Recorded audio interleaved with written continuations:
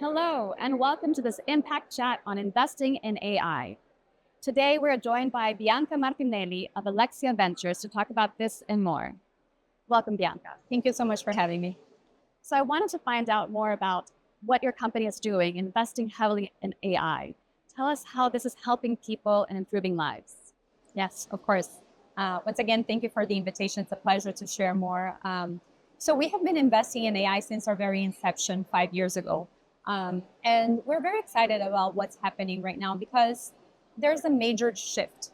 Latin American companies right now, for the first technological wave, they're building inside the room, not outside.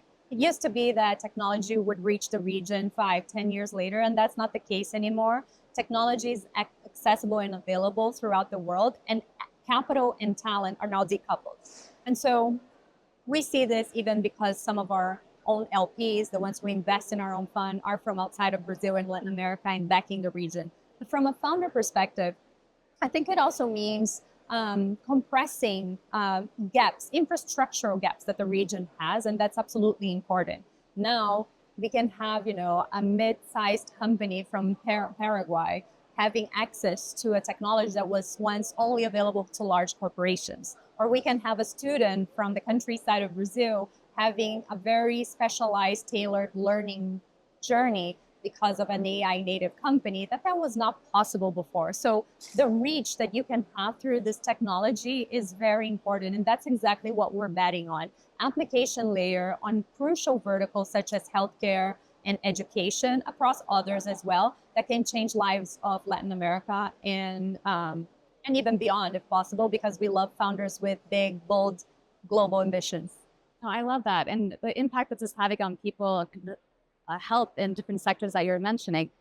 I was wondering, tell us a little bit more, what actually inspires you day to day in this work?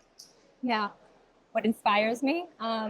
So I come from the development ecosystem. So I'm so happy to join IDB's conference and be part of the discussions on economic development, but also about the role model effect. I worked at Endeavor, which is an organization supporting founders across 40 plus countries. And I worked truly to expand this network worldwide. And I was so inspired when I would see that founders from different countries, they had similar challenges and they were responsible for building a true new culture and a new ecosystem. That takes time. It's a long-term patient game, but that happens. And I've seen it in my own country, my own trajectory. I left Brazil almost 15 years ago, and I left and I came back 5 years ago to become a venture capitalist after being an ecosystem builder and an operator.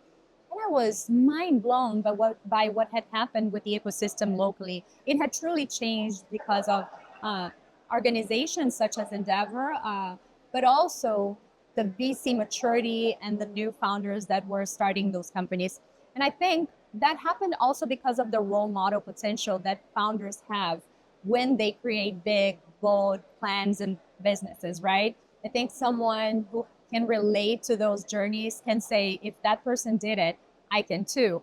And this is absolutely powerful in any ecosystem, in any society. Absolutely. And I think that you're a role model yourself. And we were talking as well, like if you had any predictions of what's next in this industry that's changing so rapidly. Yeah. Look, we were discussing in a panel previously about concretely what's happening in the Latin American ecosystem. And we talk about liquidity being one of the crucial aspects that we need to focus on as an ecosystem, because we do have incredible talent and capital right now. But Latin American founders and many times have lacked options to exit those companies, to generate exits and recycle capital. That's crucial to actually create this flywheel. But I'm optimistic. I've seen that only last year we've had a surge of exits. M&A transactions, I think, are very important for the region. So about 172% increase, and the deal size also tripled. I see this as an important figure, and of course, we still need more liquidity. But I see it I see it positively for the next years. I think there are several companies preparing for that liquidity.